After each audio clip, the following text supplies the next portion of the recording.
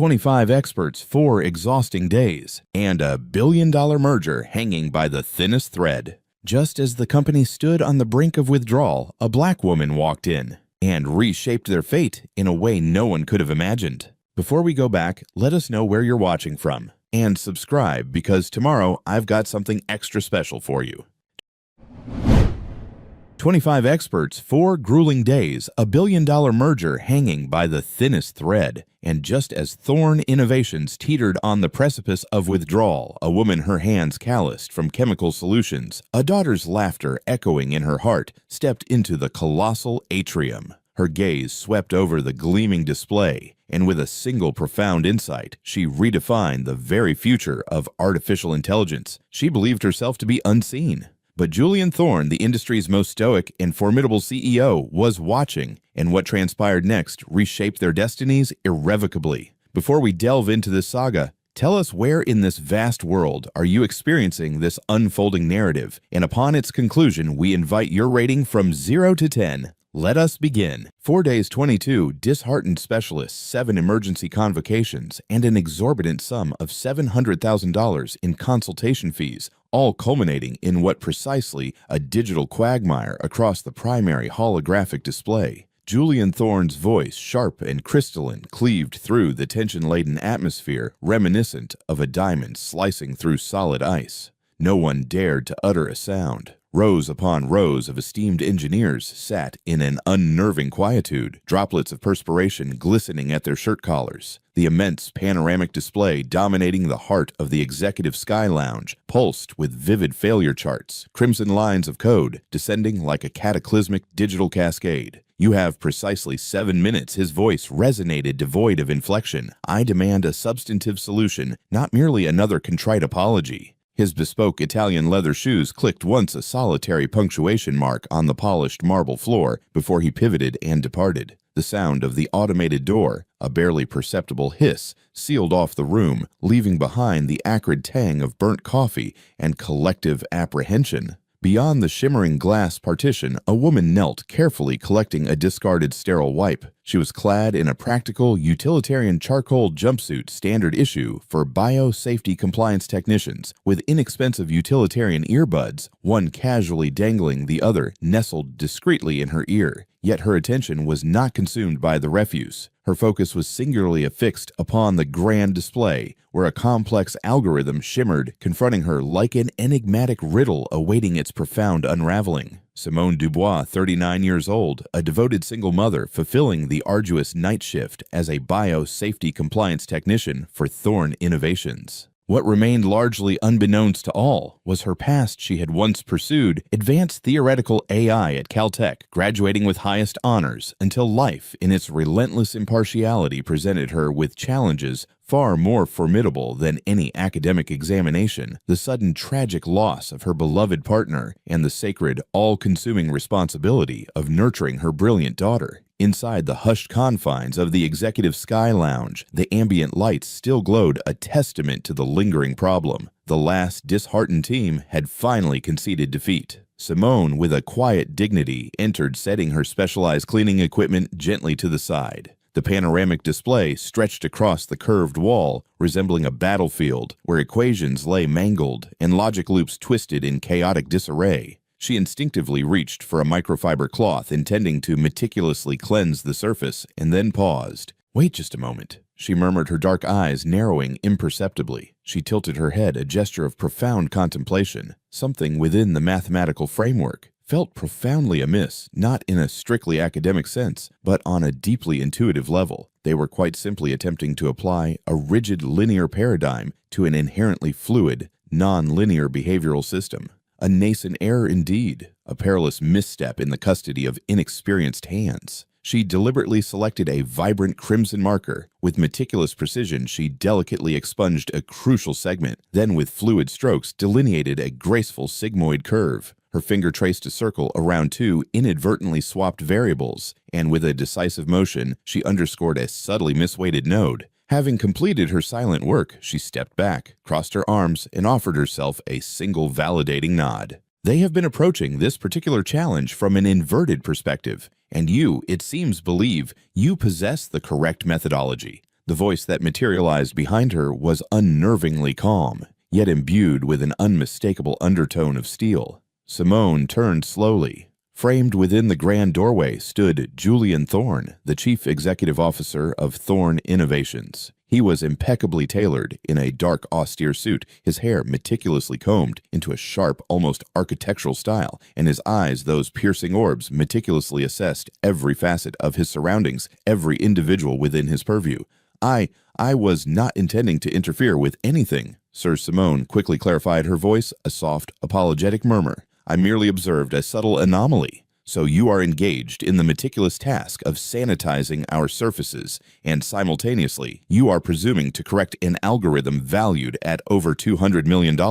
Not precisely correcting, sir. Rather, I am reframing it. Consider it akin to exchanging a dull, ineffectual blade for one that is exquisitely sharp. The task remains identical, yet the process becomes considerably less arduous. Julian Thorne advanced his gaze, sweeping with discerning intensity across the modified display. Without uttering another syllable, he smoothly extracted a sleek tablet from the inner pocket of his coat and initiated an expedited simulation, utilizing the precise alterations Simone had so deftly inscribed. 8 seconds elapsed. An 18.9% augmentation in accuracy, he stated, his voice utterly devoid of discernible emotion. A reduction in error exceeding 65%. For the very first time, he turned to face her directly, truly absorbing her presence. Your designation, Simone Dubois. Your occupational title, Night Biosafety Compliance Technician. Your work schedule, 3 shifts per week. Your last formal academic engagement, Caltech, regrettably withdrawn during your junior year. My husband passed away. I needed to raise my daughter. A prolonged, weighty silence descended upon them. Do you, Miss Dubois, comprehend the magnitude of your actions? I had no intention of encroaching upon anyone's domain. Mr. Thorne Simone replied, her gaze steady. I simply perceived what others perhaps overlooked. That rather sounds like a pithy pronouncement from a fortune cookie, does it not? Or perhaps it sounds precisely like this. If the bathtub is stubbornly obstructed, one should not continue to pour more hot water into it. One should endeavor instead to meticulously unclog the drain. Julian Thorne permitted himself a slight, almost imperceptible curving of his lips, a half smile. It was not precisely warmth, but rather something distinctly human, a fleeting glimpse of an inner landscape. Be present in Conference Chamber Beta tomorrow morning, precisely at 8 o'clock. You will be included on the observer roster. I do not believe my presence is necessary within a meeting of such caliber, sir. I am merely... That, Miss Dubois, was not a suggestion. That was a definitive instruction. What about my daughter, sir? She shall be provided with a plenitude of snacks, and if deemed absolutely necessary, tickets to the Grand City Zoo. She requires very little, sir. Merely a singular compelling reason to believe that her mother is worthy of profound admiration. Julian Thorne paused at the threshold, casting a fleeting glance over his shoulder. For the first time, his gaze softened, not substantially, but sufficiently enough for a subtle shift to be discernible. After this evening, Miss Dubois, she just might possess such a reason. And with that, he silently vanished down the gleaming hallway. Simone remained rooted to her spot for a prolonged moment, utterly stunned. She lifted her gaze to the bold crimson annotations upon the pristine white display, then shifted her focus to her specialized cleaning unit, positioned in the corner. I suppose I owe you a significant acknowledgment, old friend, she murmured, a faint, weary smile touching her lips. Simone found scant sleep that night, not due to the gnawing tendrils of apprehension or the exhilarating thrum of nascent excitement, but because Maya steadfastly refused to succumb to slumber until her mother recounted the entire unfolding narrative, every meticulous detail. So he simply walked in. Maya inquired, her small voice hushed with wonder. "And you were not afraid?" Mama Sweetheart Simone whispered tenderly, brushing a stray wisp of Maya's soft curls behind her ear. "When you have held the hand of your beloved partner in a sterile hospital room, watching life ebb away, and subsequently had to explain to your precious daughter that she can no longer physically request his presence, well, then darling, powerful CEOs, no matter their perceived magnitude, simply do not possess the capacity to instill fear within you." Maya blinked, her large, inquisitive eyes fixed upon her mother, and then a profound smile blossomed on her face. Not a smile of childish naivete, but the kind that eloquently conveyed, "I perceive the depth of your being, Mama." Then she leaned in her voice, a conspiratorial whisper, "I genuinely believe he finds you rather endearing." Simone chuckled softly, a sound of gentle amusement, then tucked her daughter snugly into her bed and stared at the ceiling for what felt like an eternity. By precisely 7 minutes before 8 o'clock the following morning, she stood poised before the entrance to Conference Chamber Beta at Thorne Innovations, clad in the most immaculate, well-pressed button-down blouse she possessed, which, despite her diligent efforts, still bore the faint ghost-like trace of a coffee stain near its hem.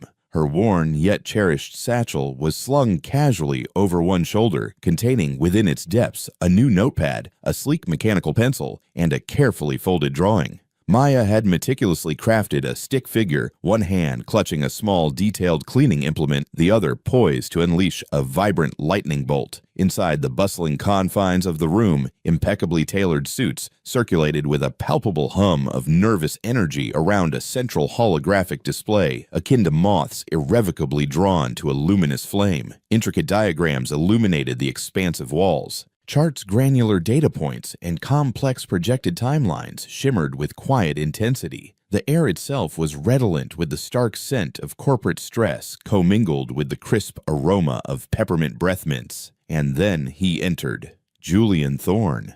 This time, Simone perceived his arrival before he uttered a single word. The entire room underwent an immediate, almost imperceptible transformation. Individuals instinctively straightened their postures, voices instinctively lowered to hushed murmurs. The ambient temperature seemed to descend by a noticeable 2 degrees. He cast a singular brief yet intensely deliberate glance in her direction, then with an economy of motion indicated an unoccupied chair situated near the periphery of the grand table. "That, Miss Dubois, is your designated seat." She did not solicit permission. She simply, with a quiet grace, took her place. "Let us commence," he intoned, his voice snapping the entire room into immediate sharp focus. "Yesterday, we bore witness to a significant miscalculation, one that very nearly jeopardized a multi-phase contractual agreement and more critically exposed fundamental weaknesses within our predictive loop. However, last evening," he tapped his sleek tablet with a deliberate rhythm. Simone's rudimentary sketch, her raw, vibrant crimson marker corrections, materialized prominently upon the main display. "Someone bestowed upon us a profound gift." A hushed murmur rippled through the assembled room. Eyes flickered discreetly towards Simone, then quickly, almost apologetically, away. "This singular adjustment," Julian continued, his voice unwavering, "has successfully diminished our training error by 63%. It has reduced latency by 24 milliseconds and has made it painfully, unequivocally clear." He paused, allowing his words to hang in the air with profound weight, "that true expertise can manifest in forms strikingly dissimilar to our conventional expectations." A palpable silence enveloped the room. Then a single hand ascended slowly. Marcus Thorne, senior systems architect, holding an MBA from a prestigious Ivy League institution. His eyes conveyed a message that loudly declared, "I am making a valiant effort to maintain professional decorum, yet I am absolutely consumed by an overwhelming desire to utterly dismantle your argument. With all due respect," he commenced a phrase universally uttered just prior to a profound act of disrespect. "How do we definitively ascertain that this is not merely an isolated anomaly, a fortunate happenstance? Run the model," Julian Thorne replied, his voice flat, unyielding. Marcus hesitated for a protracted moment, then with a barely perceptible sigh, meticulously entered the newly provided parameters. The simulation executed with an unprecedented smoothness. No discernible overfitting. Predictive behavior meticulously aligned across a multiplicity of disparate datasets. The verdant success bar glowed with a triumphant radiance. "It could still be a stroke of pure serendipity," Marcus muttered, his voice laced with lingering doubt. "Perhaps." Simone spoke for the very first time, her voice a calm, unwavering timbre. "But if indeed it is, then I sincerely hope that we as an organization possess the profound intellectual capacity to discern and learn from fortune when it presents itself, even if it arrives bearing a specialized cleaning apparatus." A few quiet, appreciative chuckles rippled through the room. Julian Thorne did not overtly smile, but he did incline his head very slightly, a gesture akin to that of a discerning arbiter acknowledging an unexpected yet undeniably valid argument. Following the conclusion of the meeting, he intercepted her near the sleek, glass-encased elevators. "You held your position with remarkable composure," he observed. "I was not endeavoring to. Perhaps that is precisely why it yielded such results." They descended together, initially enveloped in a comfortable silence. Then he inquired, "Do you habitually structure your thoughts in such an unconventional manner?" "In analogies, sir. I am fundamentally a problem solver," Simone replied, her voice steady. "I have been compelled to be. And I communicate with my daughter as if she were a vibrant, curious 6-year-old, not a weary 60-year-old. Consequently, I elucidate complex technological concepts as if they were mundane acts of plumbing, or the nuanced art of baking, or the intricate mechanics of automotive repair. The understanding I find adheres more effectively in that fashion. Intriguing, decidedly useful. You might possess a profound point." She hesitated for a beat, then cast a sideways glance at him.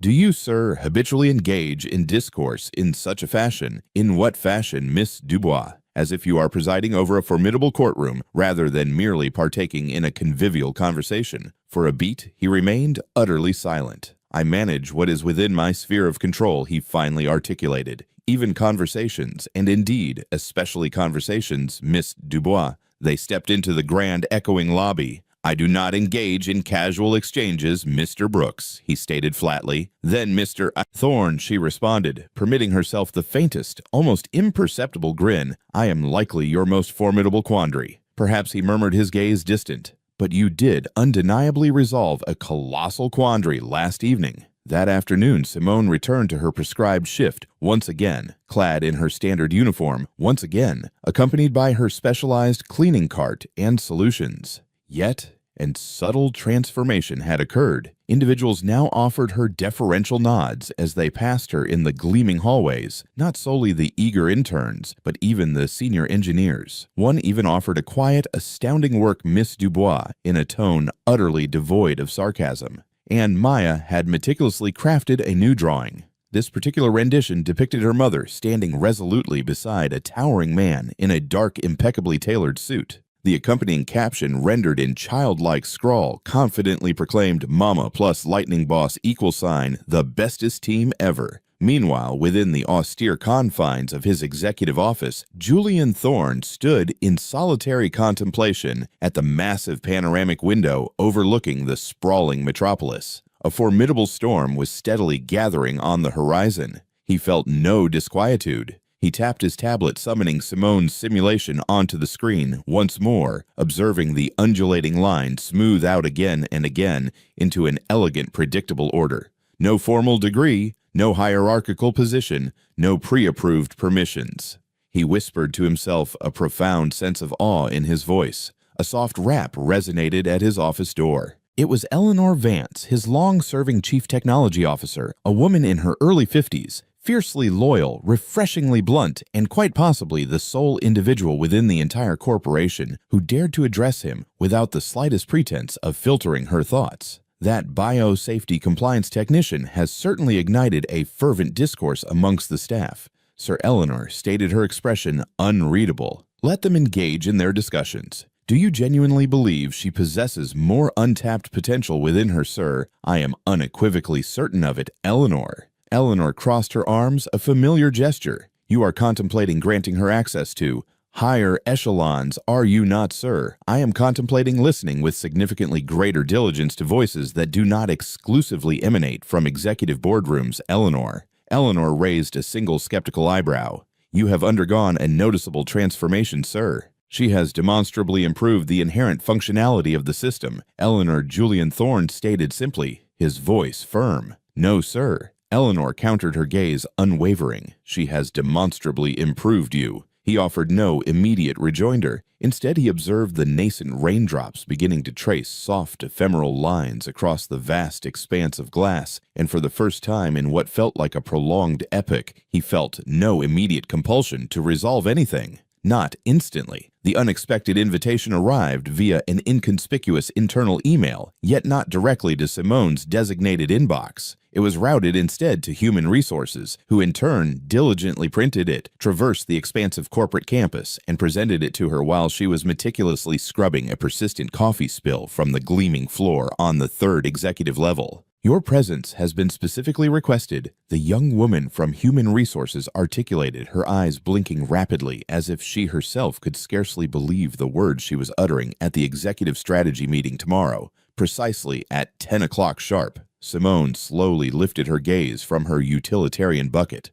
Are you quite certain that is not intended for someone else, dear? The name clearly states Simone Dubois. The title unequivocally states Biosafety Compliance Technician. Sounds about right, ma'am. It also indicates Guest Contributor Technical Observation Role. Whatever that precisely implies. It implies my dear Simone stated slowly, rising to her full height and meticulously wiping her hands on a clean rag, that they have exhausted all viable ideas and they are rapidly approaching a state of desperation. The young woman offered a faint smirk, but there was an additional undefinable quality discernible within her eyes, too. Curiosity, perhaps, or even a nascent spark of hope. Simone did not return home that night. Instead, she embarked upon a short journey to the 24-hour laundromat situated a mere 2 blocks from the imposing edifice of Thorn Innovations. There, she diligently washed her sole 2 presentable blouses. She did not bother to sit, preferring instead to lean against the warm hum of the industrial dryer, absently flipping through the pages of an old tattered notebook filled with illegible scribbles, impromptu napkin calculations, and a few endearing sketches of Maya making wonderfully silly expressions. Do you truly believe this is a judicious course of action? She whispered into the empty air, addressing no one in particular. Venturing into that exclusive domain with them, she could distinctly perceive the gentle, guiding voice of her late husband resonating within her consciousness. Simone, my love, you have an unfortunate propensity to overthink everything. Simply endeavor to be the woman who listens intently. That, my dear, is the woman in whom others instinctively place their trust. By the nascent hours of the morning, she remained undeniably weary, yet she felt a subtle accretion of readiness. The strategy room was majestically situated on the uppermost floor, boasting expansive glass walls and oversized commanding windows, the kind of opulent space meticulously designed to make ordinary individuals feel profoundly, almost infinitesimally small. Simone, by stark contrast, stood out like a persistent coffee stain upon a pristine white linen tablecloth. No lanyards adorned her neck. No tailored blazer graced her shoulders. Simply her singular clean blouse, Maya's cherished lucky stone nestled securely within her pocket, and a notepad she had not dared to open since her daughter had lost her very first tooth. Is this the biosafety compliance technician? The query emanated from a man possessing 2 impeccably aligned teeth and a tie fastened with an almost uncomfortable tautness. You may address me as Simone, she replied, her voice calm and steady, or guest contributor, if that proves to be a more palatable nomenclature. Julian Thorne entered the room at precisely that moment, catching the tail end of the exchange. She is present, gentlemen, because none of you, despite your collective formidable intellect, successfully resolved the critical neural lag issue, he stated, directing his gaze at no one in particular, yet addressing everyone. She did. She has undeniably earned her place at this table. Let us commence. That singular declaration effectively silenced the entire room. The meeting extended for a full 90 minutes. Simone uttered very little, yet when she did speak, heads instinctively swiveled in her direction. She refrained from employing convoluted jargon, refrained from deploying ostentatious acronyms or trendy buzzwords. Instead, she meticulously drew eloquent parallels. Envision your complex AI model, she suggested, once her voice calm and resonant as a single parent grappling with the immense challenge of juggling 3 demanding occupations simultaneously. You are persistently compelling it to optimize its results, yet you are failing to allocate it the requisite time to truly comprehend the fundamental rationale behind its requested transformations. A few quiet chuckles rippled through the room. Another individual murmured, "Damn, that is surprisingly profoundly accurate." Marcus, the senior architect, made a valiant yet ultimately futile attempt to conceal his patent irritation. I am merely contemplating whether we are now basing our entire strategic roadmap upon bedtime analogies, he articulated dryly, his voice dripping with condescension. Have you, Mr. Thorne, ever undertaken the profound responsibility of raising a child? No, Miss Dubois, I have not. Then perhaps you ought not to disparage the efficacy of bedtime, Mr. Thorne. It is quite often precisely where the most profound and authentic learning truly transpires. That particular rejoinder elicited more genuine laughter than Marcus had anticipated, and a greater number of affirmative nods than Simone had ever dared to hope for. Following the conclusion of the meeting, Simone stepped into the bustling hallway, exhaling slowly, a subtle sense of relief washing over her. Julian Thorne followed her out, holding 2 steaming takeaway coffees. "I did not peg you for a natural orator, Miss Dubois," he observed, extending one of the cups to her. "I am not Mr. Thorne. However, I have been systematically underestimated for a sufficiently protracted period to have become quite adept at, shall we say, playing along with the perceived expectations." That particular comment concerning bedtime, was that a pre-rehearsed line? It was not a line, Mr. Thorne. That, in its purest essence, is my life. They walked side by side, the silence that now permeated the space between them, less acutely sharp, more akin to a deliberately held, open expanse. "Why did you not return to pursuing your engineering aspirations?" he inquired. "Because Caltech Mr. Thorne does not regrettably extend academic scholarships to widowed single mothers who diligently work arduous night shifts and meticulously prepare lunchboxes before the first blush of dawn. But you could have submitted a new application, Miss Dubois, gone back, meticulously rebuilt your entire professional trajectory. I did not harbor a desire to rebuild my own life, Mr. Thorne. My paramount desire was to build hers first." He halted his stride abruptly. "You articulate your perspectives as one who fails to grasp the profound rarity of such a devotion, or Mr. Thorne as one who is simply too profoundly exhausted to genuinely care how rare such a devotion might be perceived." He looked at her, then truly looked at her, absorbing her essence, and for the very first time, his voice softened almost imperceptibly. "Perhaps, Miss Dubois, it is now time for you to cease being the individual who perpetually facilitates the ease of everyone else's existence, and allow someone for a change to build something for you too."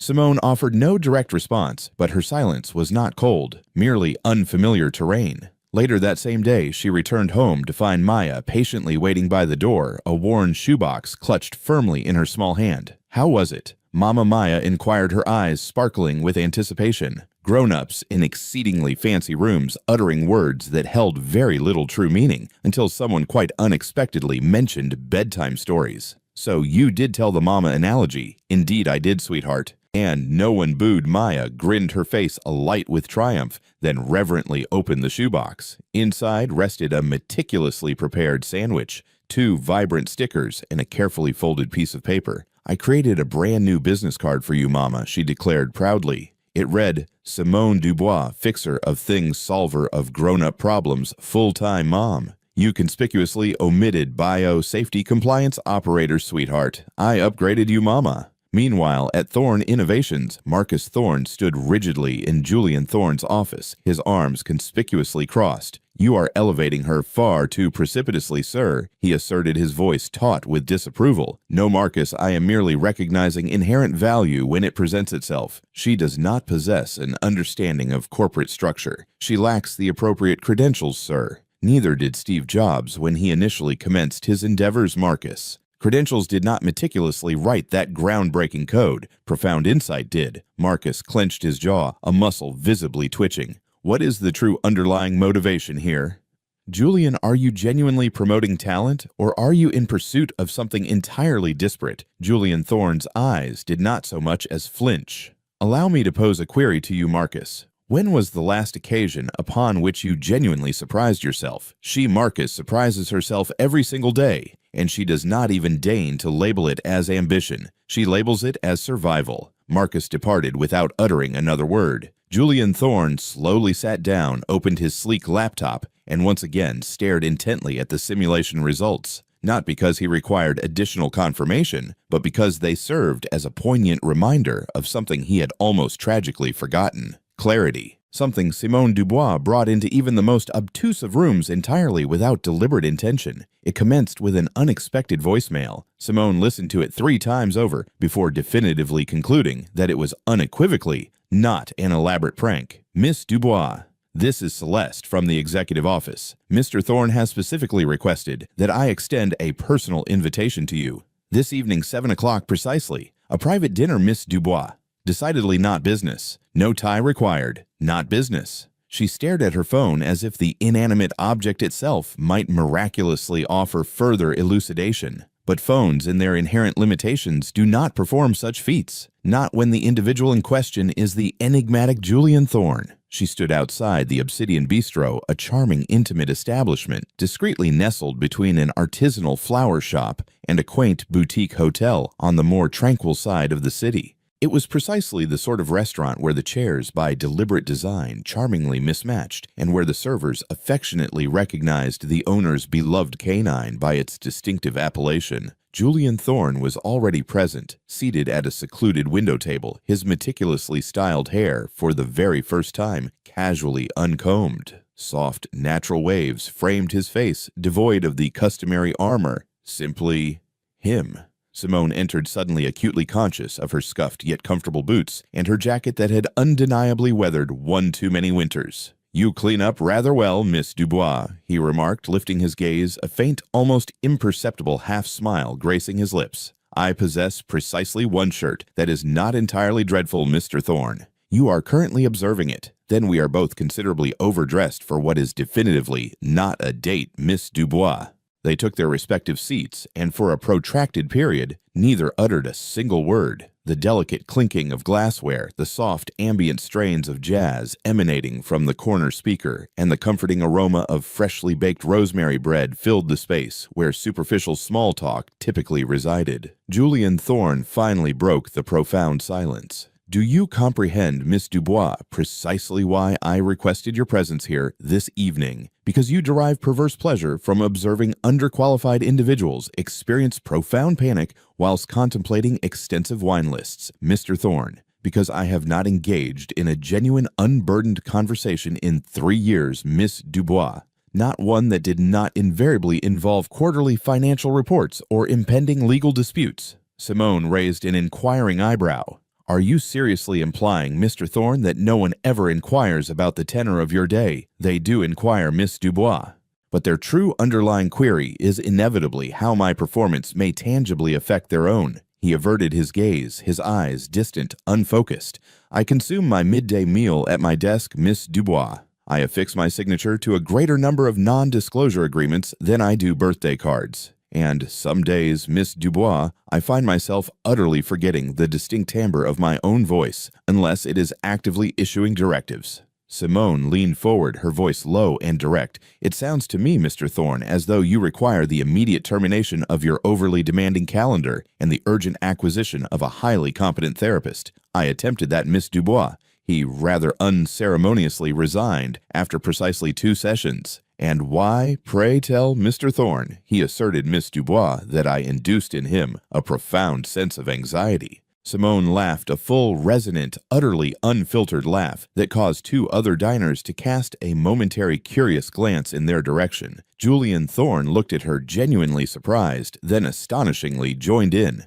Quietly at first, then more freely, the sound gaining momentum. "There it is, Mr. Thorne," she observed, nodding sagely. "There what is Miss Dubois, the human component of the glacial expanse, Mr. Thorne." He tilted his head, visibly amused. "Do you habitually engage in such candid discourse, Miss Dubois, only when I am too utterly fatigued to maintain the pretense that I somehow belong here, Mr. Thorne?" The culinary selections arrived something she could neither pronounce nor readily identify, and something he did not bother to elucidate. It was ultimately inconsequential. For the first time in years, Julian Thorne ate with an unhurried, almost deliberate pace. Simone listened intently, refraining from any interruption, and the conversation drifted effortlessly to tales of their respective childhoods, to the poignant moment of realizing that one's parents are fundamentally merely fallible human beings, to cherished literary works and frustratingly unsatisfying cinematic conclusions, and finally inevitably to the profound experience of loss. "I still at times perceive his voice," Mr. Thorne Simone quietly confided. "When my mind is not consciously engaged, perhaps when Maya drifts into slumber in the car, or when I discern the unmistakable aroma of cinnamon on crisp, cold mornings. Your husband, Miss Dubois? Yes, Mr. Thorne. How long has it been, Miss Dubois? 6 years, Mr. Thorne. You speak as if he remains intimately close, Miss Dubois. He is Mr. Thorne, just not in the manner I ardently desire." Julian Thorne did not offer an immediate retort. "My father, Miss." Dubois was singularly defined by his relentless ambition. He finally articulated his voice, a low murmur. He meticulously instructed me that I possessed the capacity to command the entire world, provided I never permitted anyone to approach too closely. He emphatically stated that emotion in the context of the corporate suit constituted an unforgivable weakness, and I regrettably afforded credence to his counsel for a period far exceeding what was judicious. They paused, a shared understanding passing between them. Then Simone extracted something from her pocket, Maya's most recent drawing, now softly folded and gently worn at its edges. She drew this, Simone explained, her voice imbued with a quiet pride, on the very day I addressed that grand boardroom. She said Mama looked like a true hero, like one of those extraordinary individuals who possess the innate ability to mend not only fractured machines, but also shattered hearts, all with the identical set of tools.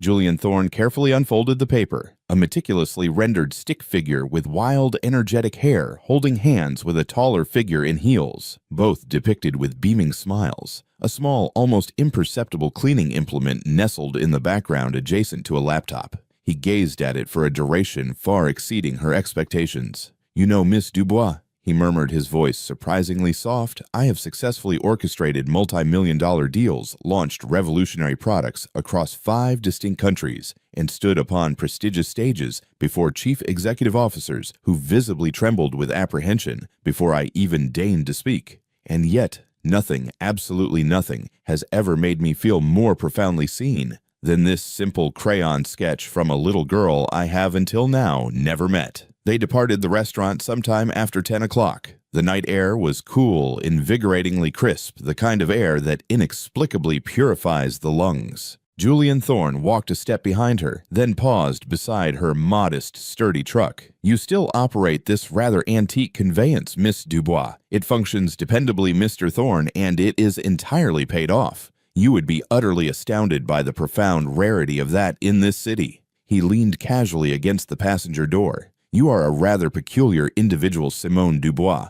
Coming from you, Mr. Thorne, I shall graciously accept that as a profound compliment." She opened the driver's side door, but paused momentarily before entering. "Why did you truly invite me here tonight, Mr. Thorne?" "Because, Miss Dubois, I urgently needed to recall the unadulterated sound of truth. And you, Miss Dubois, you do not perform. You simply exist authentically." She nodded a quiet acknowledgement. That for him was quite sufficient. "I shall see you at work, Mr. Thorne," she stated, climbing into the truck. "Simone."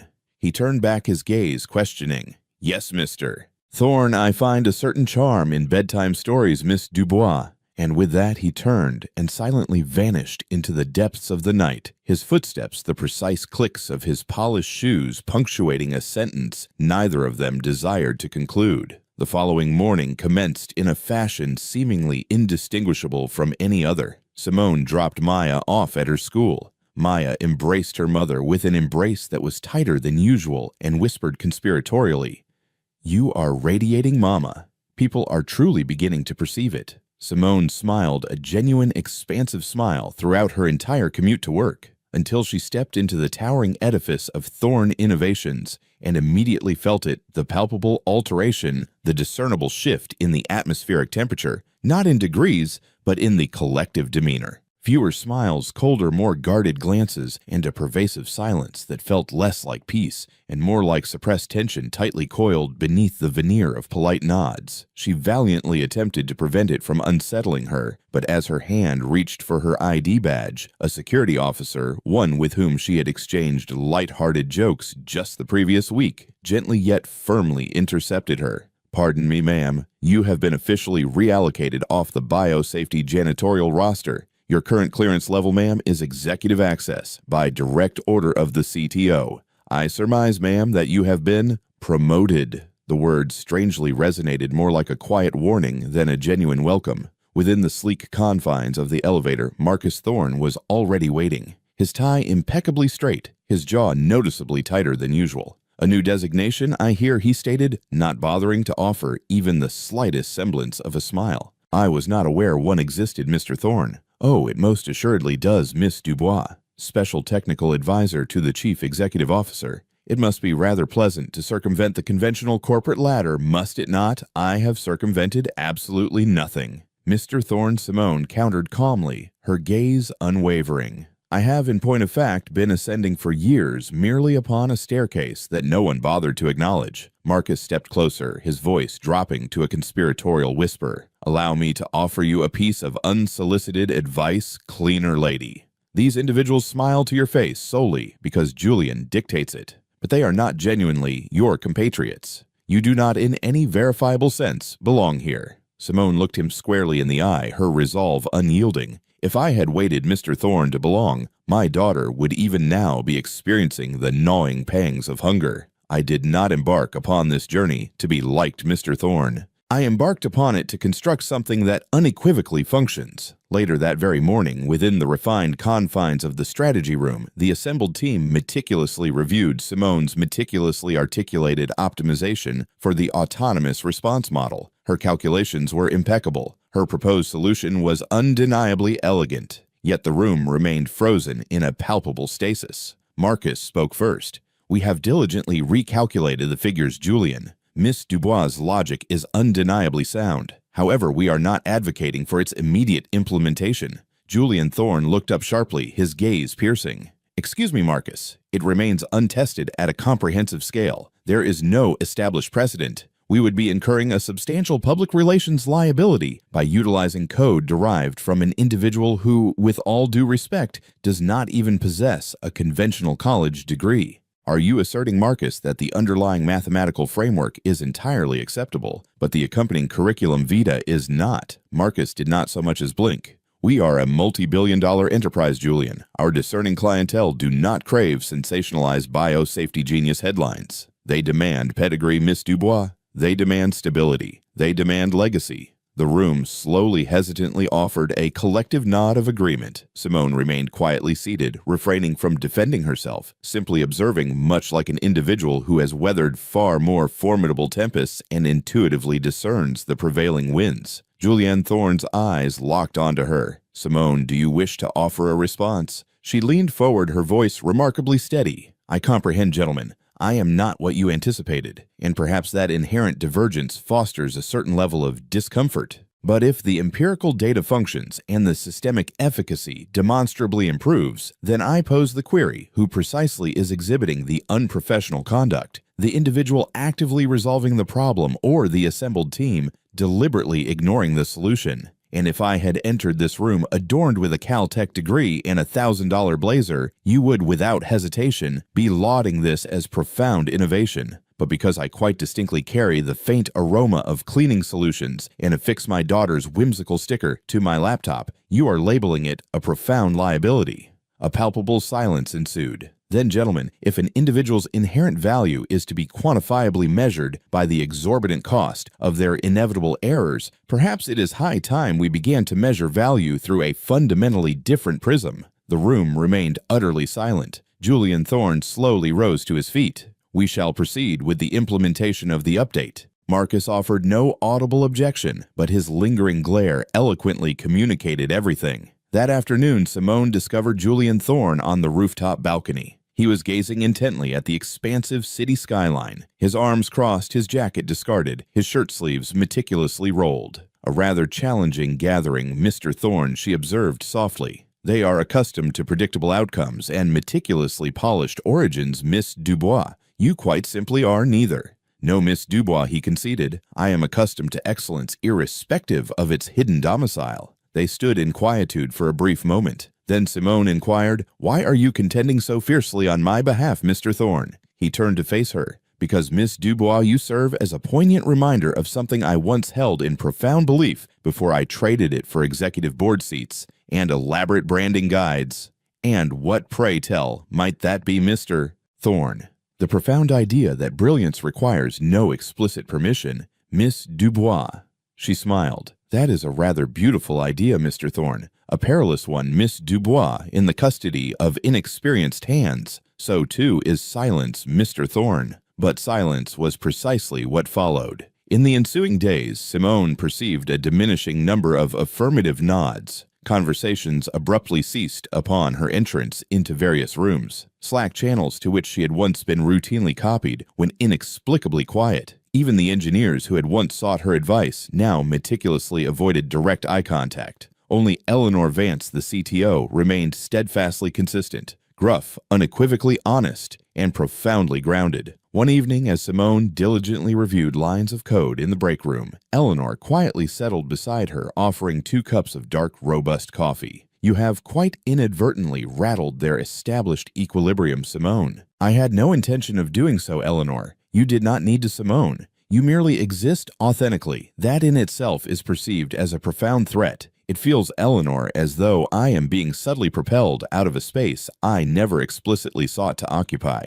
"That is, Simone, precisely because you are not engaging in their conventional game. You are instead engaging in the profound game of life. And life, Simone, instills a terrifying apprehension in those who have never been compelled to navigate its unforgiving crucible of survival." Simone looked up, her gaze weary. "Am I, Eleanor, merely squandering my precious time here? Not, Simone, if you truly recall the intrinsic worth of time itself. And not, Simone, if you are undertaking this arduous journey for motives extending far beyond a mere compensation package." She looked down at Maya's drawing once more, now subtly creased from its constant presence in her pocket, yet never torn. "I am doing it, Eleanor, for her." Eleanor clapped her gently on the back once. "Then, Simone, you are already unequivocally victorious." That night at home, Maya sat contentedly on the couch, engrossed in the construction of a complex puzzle, while Simone quietly reheated leftover lentil stew. "Did they approve of your novel idea?" Mama Maya inquired, her small voice earnest. "Some did, sweetheart. Some not quite as enthusiastically. But you spoke the unvarnished truth, didn't you, Mama? I did, my love. Then you unequivocally fulfilled your obligation, Mama." Simone sat beside her, observing her daughter's small, dexterous fingers meticulously guide a sky-blue piece into its perfect designated position. "What if, Maya, people simply do not find me agreeable for steadfastly adhering to what is right? Then, Mama, you seek out individuals who do." Simple, profoundly wise, the wisdom of a 6-year-old. Simone tenderly kissed her forehead. "Do you ever contemplate the possibility, Maya, of someday presiding over this company? Only, Mama, if it comes with a lifetime supply of complimentary popsicles. I shall endeavor to incorporate that stipulation into the forthcoming contract, my love." They both laughed, a sound of unburdened joy. And in that singular moment, soft, beautifully ordinary, profoundly imperfect Simone unequivocally recalled the precise impetus for embarking upon this arduous journey. Not to attain acceptance, not to prove her inherent worth, but rather to painstakingly construct a world where her precious daughter would never be compelled to. Julian Thorne did not perceive it initially. He strode past the biosafety compliance closet without so much as a second glance. The specialized cleaning unit was not in its customary position, but he barely registered the minor deviation. Meetings seamlessly bled into subsequent meetings. Deadlines barked with relentless urgency. Investors like predatory sharks ceaselessly circled, but by the advent of the third day, a subtle disquieting alteration permeated the very air, a profound silence. The kind of silence that irrevocably settles after a door slams shut with definitive finality and no one decisively returns. Simone Dubois was gone. The formerly occupied seat in the rear corner of the primary lab remained conspicuously empty. Her name was quietly expunged from the internal corporate communication channels. No official memorandum, no discernible explanation. Someone else was assigned to the nightly code cleanup, but no one possessed the innate ability to correct logic with her unparalleled precision. No one perceived intricate patterns with her singular clarity. The sophisticated AI models had subtle, as it was recommenced their gentle, almost imperceptible drift. Just a fraction, just enough to be noticeable to a discerning eye. And yet, no one dared to utter her name. No one save for him.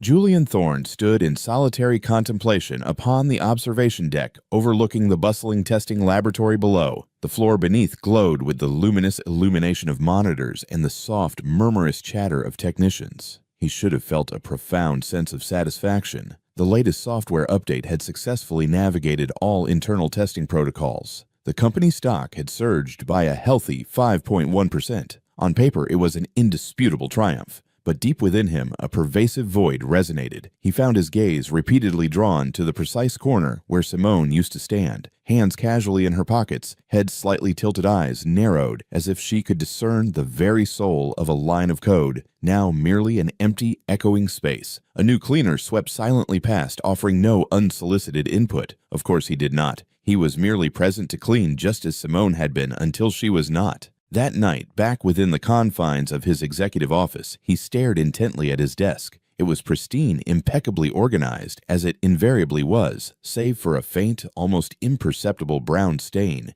near its very edge, barely discernible unless the light struck it at precisely the correct angle. It had been a coffee spill from Simone's inaugural meeting. She had set down her thermos and offered an immediate, heartfelt apology. "Forgive me, Mr. Thorne, this peculiar contraption leaks hope and caffeine in equally generous measures." He had not laughed then, but now, paradoxically, he found himself wishing the subtle stain would forever remain unsullied. He remained late. Everyone else had long since departed for their homes, but he wandered the hushed corridors like an individual adrift in a life that was not his own. In the hallway near the sub-level laboratory, he passed the break room lights, dim chairs neatly stacked. Upon a small, unassuming corkboard affixed near the door, pinned amongst antiquated flyers and forgotten shift reminders, was a tiny, brightly colored envelope. His name was inscribed upon it in uneven, vibrant purple crayon, "To Mr. Thorne from Maya Dubois." He stared at it for several protracted seconds, uncertain whether to surrender to a smile or to the profound wellspring of sorrow. He took the envelope gently, as if it might with a sudden touch evanesce. Inside was a carefully folded piece of paper adorned with meticulously drawn stars in every corner. In the very center, rendered in a child's careful yet undeniably earnest handwriting, were only a few simple lines. "Thank you for believing in my mama. She used to smile when she talked about you. Now she doesn't smile much, but I still do. Maya, age 6 3/4." Julian Thorne slowly sank onto the bench beside the vending machine. For the first time in what felt like a painful succession of months, he removed his meticulously polished shoes, folded his long legs beneath him like a child, and wept. He did not divulge his destination to anyone the following morning. No personal driver, no imposing bodyguard, simply a dark, unadorned coat, a scarf wrapped tightly around his neck, and Maya's letter folded precisely, nestled securely within his pocket, like an unerring compass. He located Simone's apartment after approximately 20 minutes, circling a neighborhood that had evidently not received a fresh coat of paint in a great many years. The wooden steps creaked audibly beneath his weight. The antiquated elevator remained resolutely unfunctional. The hallway bore the lingering scent of old curry and recent rainwater. When he finally rapped upon the door, it was Maya who surprisingly opened it. "You're the man from Mama's work," she stated matter-of-factly, her large, intelligent eyes assessing him with candid curiosity. "The one who makes Mama nervous." Julian Thorne blinked momentarily, taken aback. Do you wish to come inside? We do not possess guest chairs, but we do have floor." Inside the apartment was modestly sized, cluttered with an assortment of vibrant toys and neatly folded laundry. A precariously stacked collection of engineering textbooks leaned sideways upon the counter. A battered yet beloved laptop blinked softly on the coffee table. "Mama is currently out searching for new employment opportunities," Maya explained, her small voice tinged with a quiet pragmatism. "She doesn't believe she will find one, but I informed her that the sun does not solicit permission to rise." "Did you acquire that particular wisdom from a cartoon?" Julian Thorne inquired softly, a hint of amusement in his tone. "No, Mr. Thorne. From Mama." Maya retrieved a box brimming with colorful building blocks and gestured towards the floor. "You may build with me if you wish. I only permit individuals whom I unequivocally trust to assist with the structural integrity of the roof." Julian Thorne hesitated for a fleeting moment, then with a profound sigh slowly sat down. The blocks were mismatched, their colors an eclectic symphony. Yet Maya's small hands moved with an unerring certainty, and slowly, meticulously, a diminutive house began to materialize. "She departed because she genuinely believed she had caused you embarrassment, Mr. Thorne." Maya suddenly volunteered, her voice quiet. "People were laughing about her online. I believe it wounded her deeply. It was not her fault," Maya Julian Thorne replied, his voice firm. "And it did not in any way cause me embarrassment. On the contrary, it served as a powerful reminder of what truly unequivocally matters. Do you miss her, Mr. Thorne? Julian Thorne exhaled slowly, a profound sigh.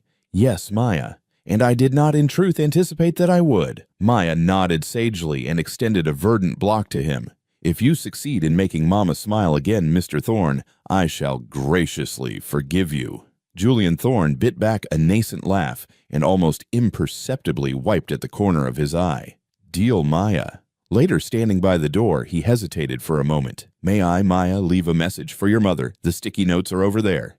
Mr. Thorne, Maya directed, pointing a small finger. The blue ones are for mundane, everyday matters. The pink ones, Mr. Thorne, are for truly significant feelings. Julian Thorne carefully selected a pink note. He inscribed only 5 words. We never got to finish, then underlined it with a decisive flourish and added his initials, JT. That night, Simone returned home to find Maya peacefully asleep on the couch, the partially constructed building block house balanced precariously on her stomach like a precious crown jewel. She smiled tiredly, then her gaze fell upon the small pink note. She read it, stared at it for a protracted period, then looked down at her sleeping daughter. Maya was still smiling in her sleep, and for the first time in days, Simone did too. The nascent sun had not yet fully penetrated the pervasive haze when Julian Thorne stepped off the meticulously maintained express tram and into a world redolent with the earthy aroma of old brick, the comforting scent of roasted peanuts, and the humid tang of wet laundry. He walked with a brisk, purposeful stride, his designer shoes muffled on the cracked sidewalk, making a conscious effort to ignore how conspicuously out of place he appeared in his impeccably tailored coat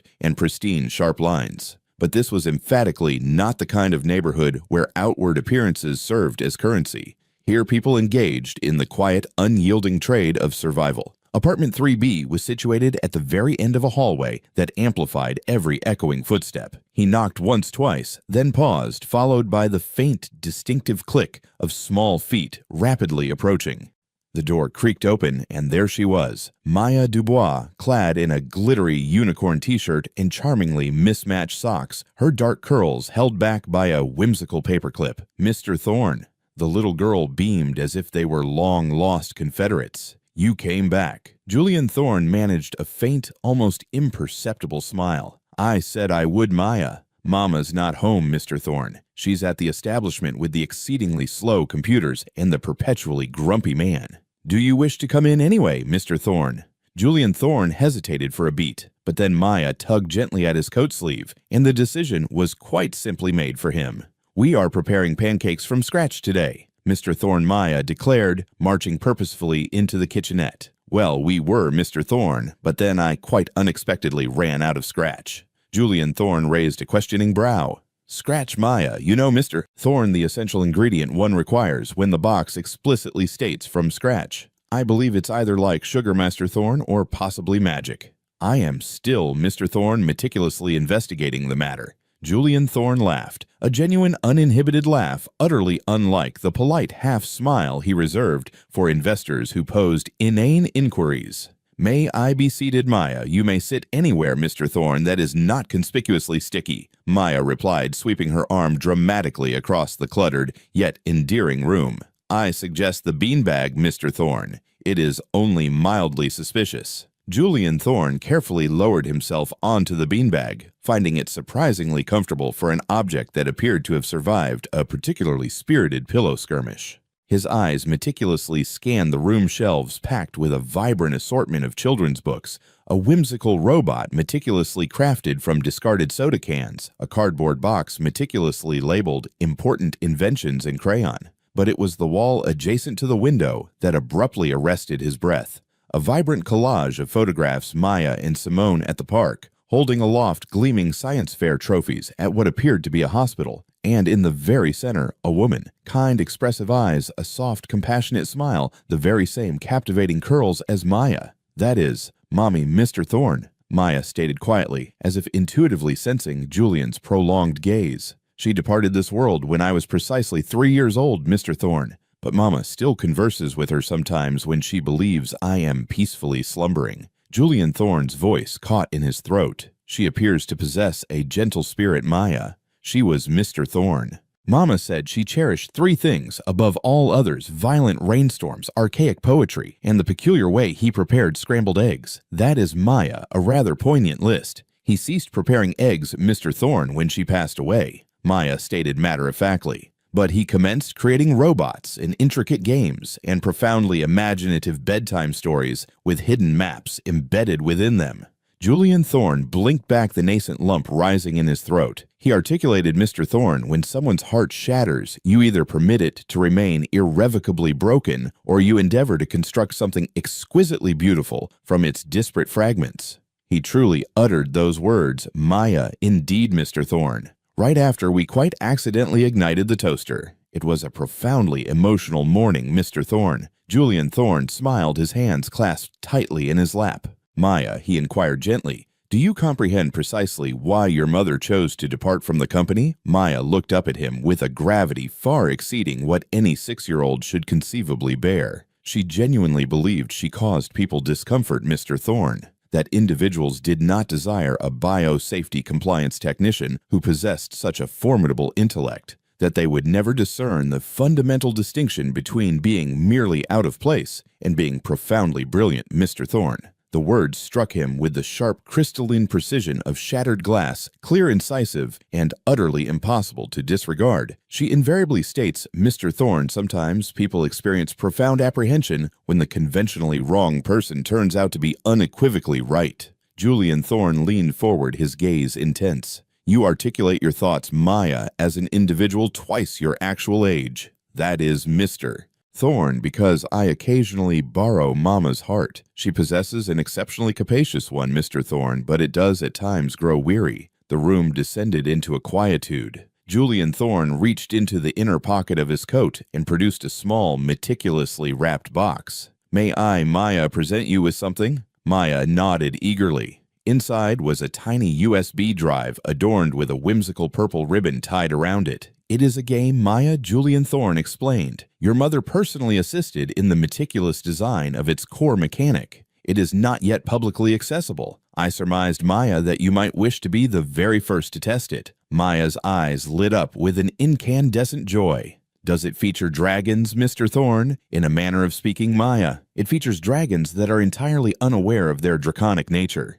They perceive themselves as mere pigeons, Maya, until they endeavor to soar too far, and in so doing, astonishingly discover their innate capacity to breathe fire. Maya's mouth formed a perfect astonished O. That is absolutely spectacular, Mr. Thorne. She clutched the small box to her chest as if it were an invaluable treasure map. Mr. Thorne. Yes, Maya, if you succeed in making Mama smile again, Mr. Thorne, I shall graciously forgive you. The words landed with a gentle yet resolute finality, much like a verdict meticulously rendered by a solitary jury. Julian Thorne did not speak. He found himself utterly incapable. Instead, he nodded a solemn, quiet, unyielding promise. As he retraced his steps back down the long hallway, the very air felt subtly altered, less like an insurmountable distance, more akin to a newly forged path. Julian Thorne looked up at the persistently overcast sky, feeling the profound weight of the preceding week press against his shoulders, and for the very first time, he found he did not mind. Back at the imposing corporate offices, he stepped into his private conference room and, with a decisive motion, pulled the blinds shut. His attentive assistant inquired if he wished to reschedule the afternoon's calls. He unequivocally declined. He explained something of significantly greater import to undertake. He turned to his sleek tablet and began the meticulous process of drafting a memorandum, but not merely any memorandum, a personal heartfelt invitation, a profound correction, a new, resplendent beginning. And at the very pinnacle of the screen he inscribed only a single resonant line before pausing, allowing the words to settle. Some bridges are unequivocally worth rebuilding by hand. Simone Dubois had not anticipated seeing him again, not standing unexpectedly in the bustling hallway of her daughter's school, not with his arms casually crossed and a folder clutched firmly in his hand, not with that same unflinching, resolute calm in his eyes, the kind that orchestrated momentous deals, shattered IPO records, and penetrated profound silences in equal measure. But there he was, patiently awaiting her presence. You traversed this considerable distance, Mr. Thorne, she remarked, adjusting the worn strap of her satchel. I found it imperative to see you in person, Miss Dubois. Most chief executive officers dispatch a mere email, and most biosafety compliance technicians do not meticulously resolve complex AI logic trees with a whiteboard marker, Mr. Thorne. Simone looked away, a faint, almost imperceptible half-smile tugging at the edge of her mouth. "So what now, Mr. Thorne?" she inquired. "Do you expect me to meticulously clean up the next impending crisis as well?" "No, Miss Dubois," he stated, his voice firm and unwavering. "I desire your presence to present at our forthcoming investor summit." Silence. A complete, total, truly weighted laughter out loud kind of silence. Simone blinked. "You desire my presence, Mr. Thorne, to do what precisely? To take the stage, Miss Dubois, to meticulously elucidate the algorithm revisions you so brilliantly inspired, to guide them through the newly simplified AI learning loop, to unequivocally be the public face they associate with our groundbreaking technological breakthrough. Meister Thorne, I do not engage with suits or formal speeches or rooms containing more than 6 individuals within a reasonable proximity to a fire exit. You do not, Miss Dubois, require a suit or a pre-written script. You require profound truth.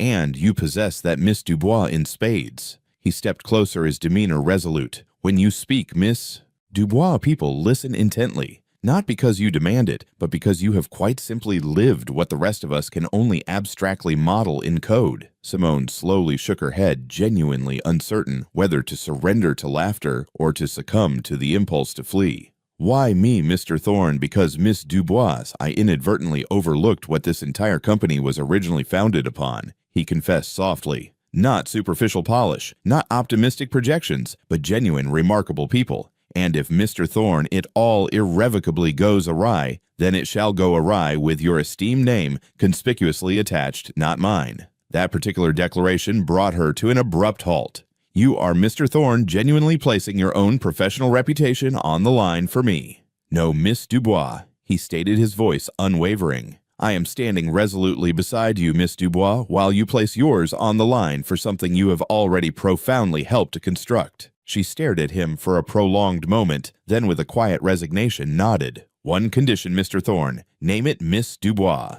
No teleprompters, no professional handlers, no disembodied voice in my ear dictating how I ought to sound more intellectually impressive. Deal, Miss Dubois. And one more thing, Mr. Thorne," she added, her gaze steady. "Yes, Miss Dubois. Do not, Mr. Thorne, disappear again. Not for me. And most emphatically, not for Maya."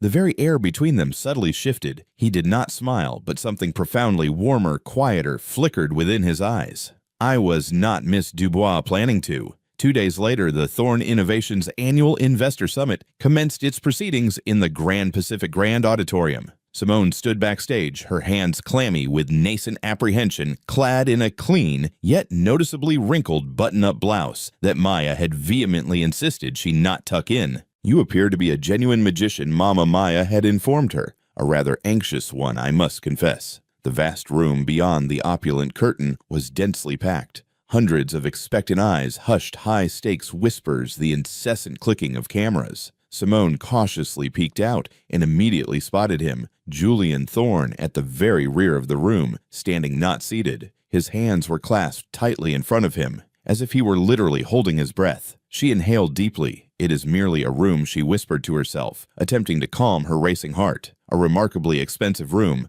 laden with far too many preconceived notions." She stepped out, and the entire vast space became utterly still. No elaborate PowerPoint presentation, no intricate charts. Simply Simone, a handheld microphone, and a single profound image projected behind her, a pristine blank page. She meticulously adjusted the microphone, scanned the expectant faces in the audience, then stated quietly, her voice resonating with an unvarnished truth. "I was, in point of fact, scheduled to meticulously clean this very room this evening. The audience stilled, captivated. I very nearly failed to appear tonight. Not because I harbored any fear of public speaking, but because I harbored a profound fear of being truly seen." She allowed the pause to hang suspended in the air. People leaned forward, their attention rapt. "6 weeks ago, I was meticulously sweeping and sanitizing surfaces at Thorne Innovations. Tonight, I stand before you because someone quite inadvertently neglected to erase the whiteboard, and I perceived something that no one else, it seemed, did."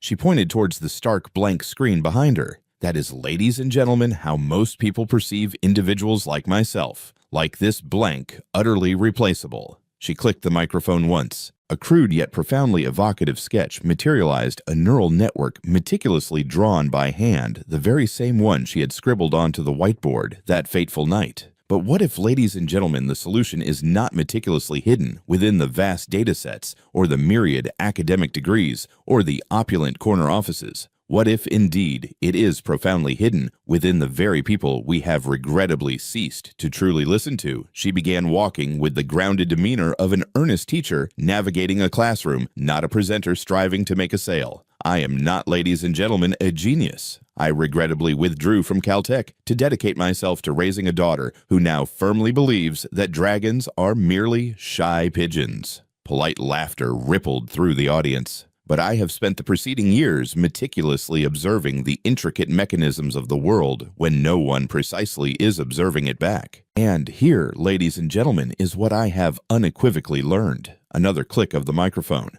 The screen transformed, a stick figure clutching a cleaning implement standing resolutely beside a massive, intricate machine conspicuously labeled AI Loop. Machines learn, ladies and gentlemen, much like children do through trial and error, with profound patience, with consistent repetition, and most crucially, with unwavering trust. She turned, speaking not to impress, but to forge a profound connection. If, ladies and gentlemen, a biosafety compliance technician possesses the capacity to rectify a complex learning loop, perhaps the loop in its essence was never truly broken. Perhaps, ladies and gentlemen, we simply constructed it to habitually disregard the fundamentally wrong kind of voice. For a prolonged beat, no one in the vast auditorium moved. Then an individual in the front row, a woman clad in a striking red blazer, began to clap softly, slowly. A second joined, then a third, until the entire ballroom rose to its feet, erupting in a thunderous, resounding applause. Not for superficial polish, not for corporate power, but for something infinitely rarer. Truth. Backstage, Julian Thorne exhaled for the very first time in 20 minutes. Maya tugged gently on his sleeve. He did not employ any convoluted fancy words, Mr. Thorne. That Maya Julian Thorne whispered, a profound realization dawning upon him, is precisely why it worked. Does this imply, Mr. Thorne, that he gets promoted to Superdad? He smiled, a genuine heartfelt smile. He already was Maya. After the tumultuous applause finally subsided, Simone quietly slipped backstage, her heart now pounding in a distinctly different rhythm, a rhythm of profound relief, of release. And then came the unmistakable voice of someone entirely unexpected. Miss Dubois, stated Eleanor Vance, chairperson of the Thorne Innovations Board, approaching with a rare, almost shy smile. That was unequivocally one hell of a presentation. Simone cautiously extended her hand. Thank you, ma'am. You are no longer a biosafety compliance technician, Miss Dubois. Effective immediately, we would be honored to bring you in as our lead innovation advisor. Simone blinked, utterly stunned. I simply do not know what to articulate. Do not articulate anything. Miss Dubois. Eleanor grinned, her eyes sparkling. Simply continue doing precisely what you are doing. She vanished into the throng, discovering Julian Thorne standing quietly in the corner of the hallway, patiently waiting. She approached him slowly. So, Mr. Thorne, I surmise that went rather more favorably than either of us anticipated. You compelled a ballroom filled with millionaires to profoundly question their very egos, Miss Dubois. He stated softly, a hint of admiration in his voice. Not a negligible outcome for a single night's endeavor. I did not achieve it in solitary fashion, Mr. Thorne. She looked past him. Maya had quite adorably fallen asleep on a plush velvet bench, her tiny fists curled possessively around the game cartridge he had promised she could play after Mama's scary speech. I articulated a multitude of words out there, Mr. Thorne. She continued, her voice soft, but the only ones that truly mattered were the ones I did not have the opportunity to utter. Like, thank you for showing up, Mr. Thorne, for truly seeing me, for not fleeing when the situation grew uncomfortably challenging. Julian Thorne's voice trembled just slightly, a profound vulnerability peeking through. I do not flee anymore, Miss Dubois. I simply circle the block a few times before I courageously knock. Simone smiled, stepping closer. You know, Mr. Thorne, I genuinely believed I was undertaking this for Maya to provide her with something demonstrably superior. And now I believe she quite unexpectedly provided me with something superior, a compelling reason to cease concealing myself behind the veneer of good enough, a compelling reason to endeavor once more. Julian Thorne nodded, then after a contemplative breath, inquired, "What precisely transpires next, Miss Dubois?" "Next, Mr. Thorne," Simone replied, glancing back at Maya. "We return home. We peruse a bedtime story. We endeavor not to incinerate the morning's scrambled eggs." She looked at him, her gaze direct. "And perhaps, Mr. Thorne, if you are not unduly preoccupied with the colossal task of salvaging the company, you might for once join us for pancakes." Julian Thorne raised an eyebrow, a hint of playful amusement in his eyes. "You are Miss Dubois, a notoriously dreadful cook, but I undeniably serve with considerable panache. Then Miss Dubois," she stated softly, her voice filled with a nascent warmth, "it is a date, a breakfast date. Do not, Mr. Thorne, permit yourself to become carried away. One step at a time, Dubois." That night, as the sprawling city illuminated itself in glorious gold and deep violet hues outside her apartment window, Simone sat perched on the edge of her worn couch, Maya nestled contentedly against her side. She looked at her daughter, then shifted her gaze to the email pinging on her screen. Subject: "Welcome to the leadership team." But it was not the prestigious job title that resonated most deeply within her. It was the quiet, steady heartbeat of something entirely different. She was no longer merely the woman behind the cleaning solutions. She was the woman who had learned how to be profoundly seen without compromising an iota of who she truly was, and somewhere precisely between the cleaning implement and the microphone, she had unequivocally discovered her authentic voice. The boardroom was empty now. Gone were the impeccably tailored suits, the dazzling spotlights, the polite yet ultimately shallow applause that had hours earlier reverberated through the very rafters of the magnificent space. Only the lingering ghost of tension remained subtly woven into the fibers of the plush carpet, the kind of tension that refuses to dissolve until someone finally articulates what should have been spoken eons ago. Simone stood by the grand window holding a lukewarm cup of coffee. Below, the sprawling city buzzed with its ceaseless energy, as if absolutely nothing had changed, yet in truth everything had. Behind her, the door opened softly, almost imperceptibly. Julian Thorne entered wearing the very same sleek black blazer from the presentation, though it hung upon him a little more loosely now, as if the oppressive weight of corporate pressure had at last drained from his broad shoulders. Finally, "I did not anticipate your continued presence here, Mr. Thorne," she stated gently, her voice soft. "I did not anticipate feeling as though I truly belonged here, Miss Dubois," he replied without turning around. Silence descended upon them once more, not awkward, but rather thick, with the immense weight of unspoken things.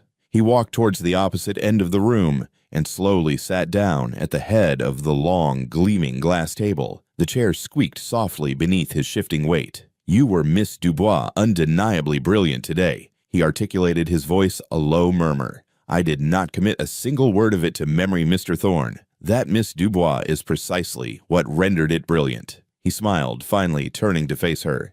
"Then, Mr. Thorne, why do I still harbor the persistent sensation that I might awaken tomorrow morning in my old uniform? Because, Miss Dubois, individuals such as ourselves do not originate from the kind of world where dreams are afforded the luxury of feeling secure," he stated, his voice quiet, almost mournful. "We meticulously build, we fiercely protect, but we very rarely simply receive." He observed her carefully, his gaze unwavering. "Now, Mr. Thorne, does that include yourself, especially myself, Miss Dubois?" He slowly rose to his feet and walked towards her, stopping a mere few feet away. "You once inquired, Miss Dubois, why I chose to return to see you, why I did not simply permit the story to gracefully fade into oblivion. Yes, Mr. Thorne, I did. It was not, Miss Dubois, due to public relations concerns or mere optics or even the intricacies of the algorithm itself." He looked down at his hands, which quite uncharacteristically were fidgeting, a rare display of vulnerability in a man who had once, without hesitation, informed a Fortune 500 investor directly to his face.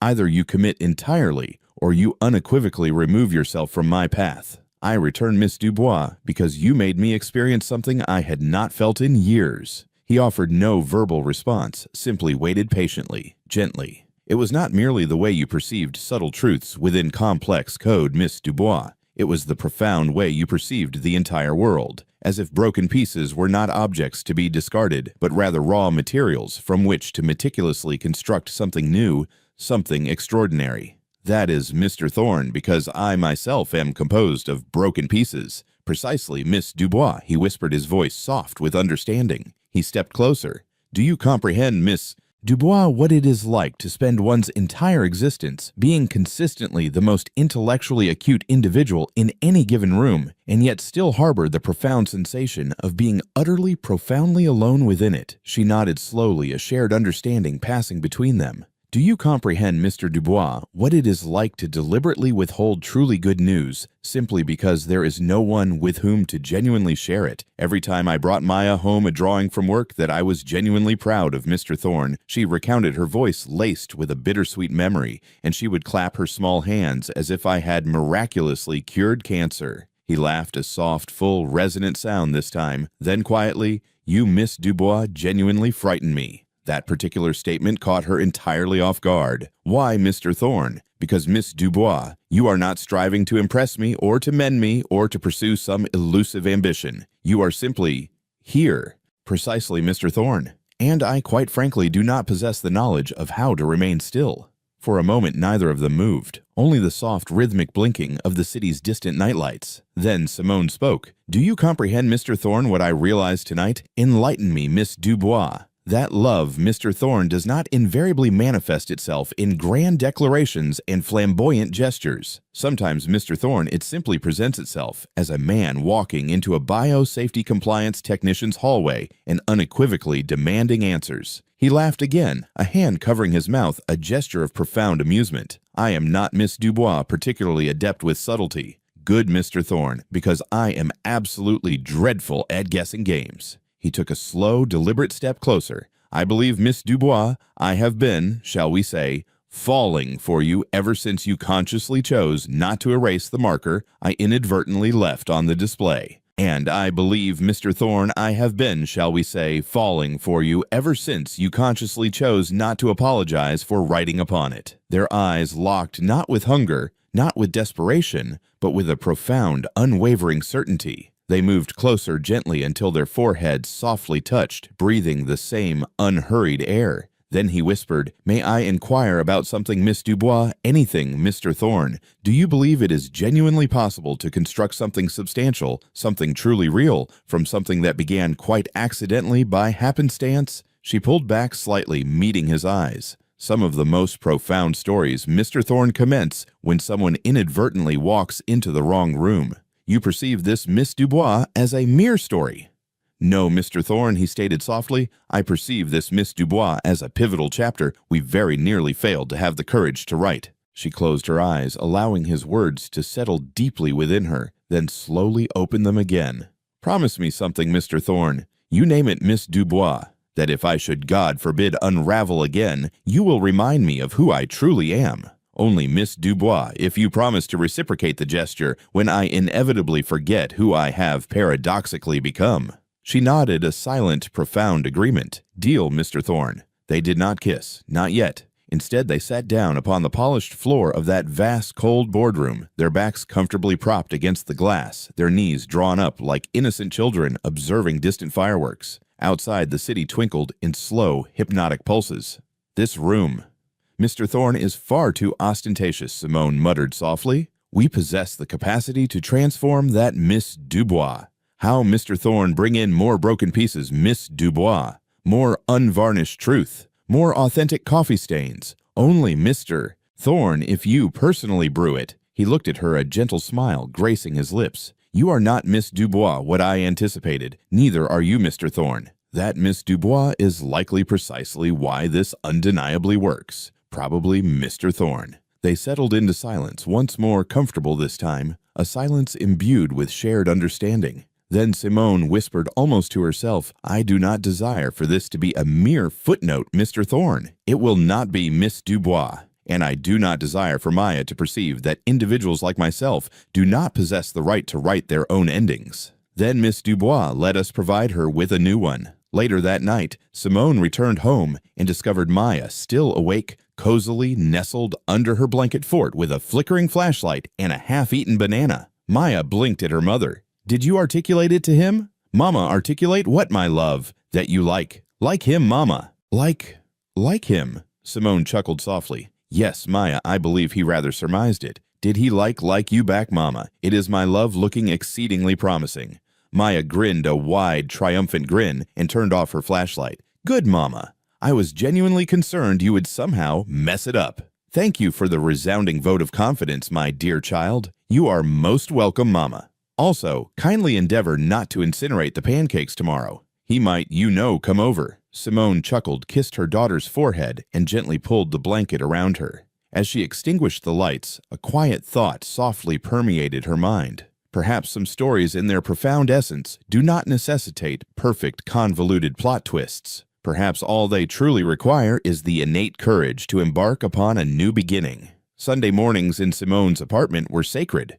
The compact kitchen was redolent with the comforting aroma of cinnamon toast and strong, robust coffee, the kind meticulously brewed too potently and poured with an almost reckless haste. The window was cracked open just sufficiently to permit the ingress of a gentle breeze that carried the soft hum of weekend life bicycles whizzing by, the clear, joyous laughter of children echoing down the hall. The city at long last seemingly exhaling with palpable ease. Julian Thorne stood barefoot in the living room, his hair loosely uncombed, wearing one of Simone's softest flannel shirts, as if it had invariably belonged to him. He was not engaged in work. He was not meticulously scrutinizing his phone. He was quite simply present. "She has been ensconced in there for 35 minutes now," he whispered, taking a slow sip of his coffee. "That, Mr. Thorne, is pure concentration," Simone replied, expertly cracking eggs one-handed into the sizzling pan. It typically signifies either that something profoundly magical is occurring, or she is once again attempting to feed goldfish to the toaster. Should we harbor a modicum of apprehension, Mr. Thorne, a little Miss Dubois. A quiet electronic ding emanated from the corner of the room. Maya's voice called out from behind the closed bedroom door. "Mama, Mr. Thorne, you unequivocally need to witness this." They exchanged glances, their eyebrows raised in unison. Simone wiped her hands on a towel and with a knowing smile led the way. Julian Thorne followed, coffee cup still in hand. Inside, Maya was perched precariously at the edge of Simone's old desktop computer, her eyes wide and glowing with a mischievous delight. On the screen was the game Simone had meticulously coded for her years ago, Maya's Labyrinth, a relatively simple maze game complete with intricate puzzles, useful power-ups, and an endearing AI pet dragon named Sparks.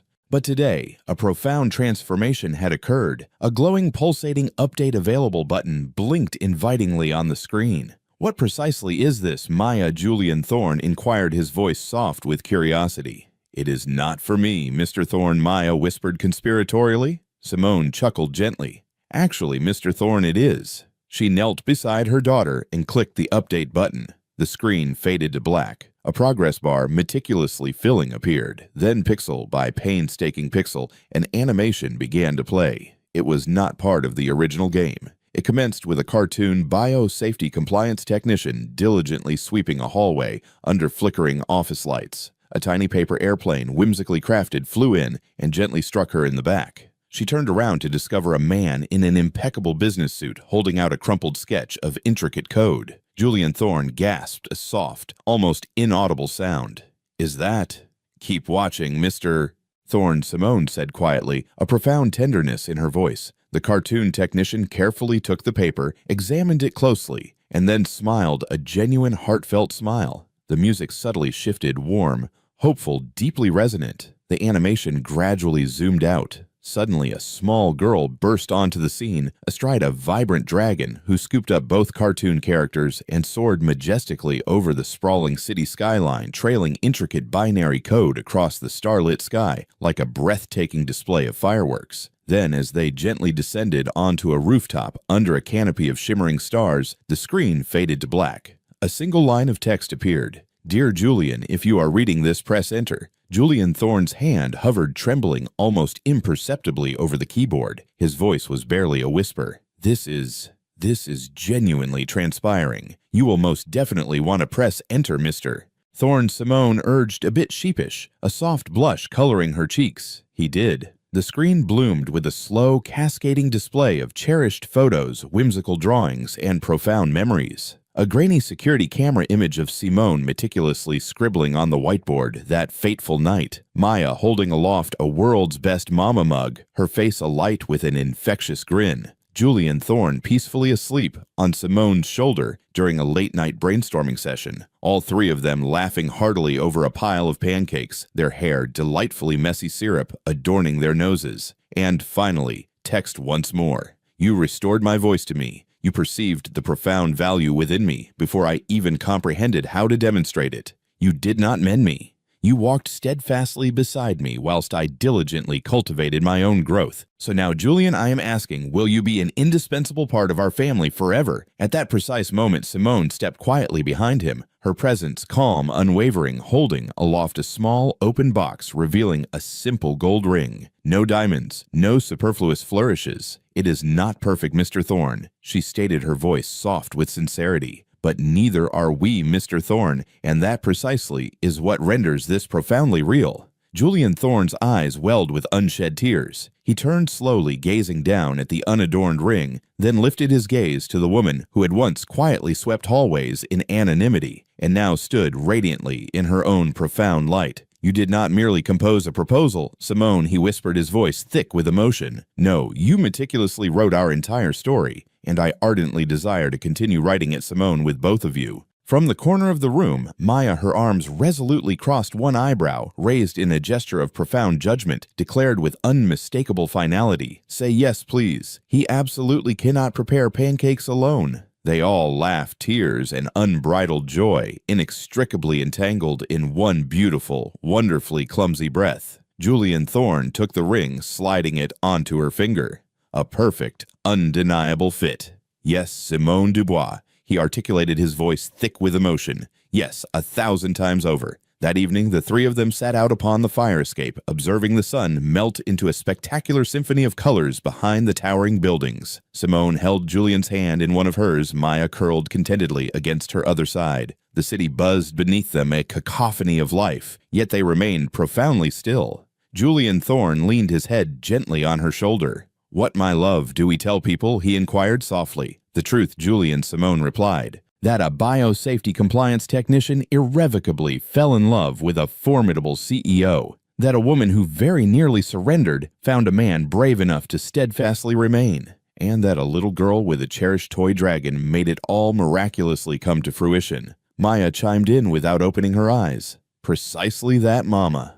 Julian Thorne smiled, his heart overflowing. "That, Simone," he whispered, "is not merely a story. That, my dear, is a miracle." He gently kissed the top of her head. Funny, is it not, how the smallest things possess the profound capacity to alter absolutely everything? As the stars began to blink on one by one, Julian Thorne looked out at the distant horizon. Once so achingly far away, it was now merely the threshold of a wondrous new beginning. He had spent countless years meticulously cleaning up the messes meticulously made by others. But this was the very first thing he had truly built for himself. Not a whimsical fairy tale, not a dramatic rescue, merely three imperfect hearts choosing each other unequivocally. And in that quiet, delightfully messy, undeniably beautiful truth, he finally discovered home. And that, dear viewer, was the profound story of how a biosafety compliance technician's quiet genius, a little girl's unwavering hope, and a CEO's second transformative chance converged to profoundly redefine the very essence of what family truly signifies. But now, I would be absolutely delighted to hear your story. Where are you observing this narrative from today? Kindly drop a comment below and enlighten me. I meticulously read every single one, and your words, believe me, hold a significance far exceeding your comprehension. If this particular narrative touched your heart even in the slightest measure, please consider subscribing to the channel so you never ever miss another poignant tale of love, profound redemption, and the quiet, pervasive power of kindness. There is always unequivocally another chapter patiently awaiting its turn. Thank you with profound sincerity for generously dedicating your invaluable time to me. Until our next encounter, remain kind, maintain your hope, and never ever underestimate the quiet, gentle power of a true connection. Join us to share meaningful stories by hitting the like and subscribe buttons. Don't forget to turn on the notification bell to start your day with profound lessons and heartfelt empathy.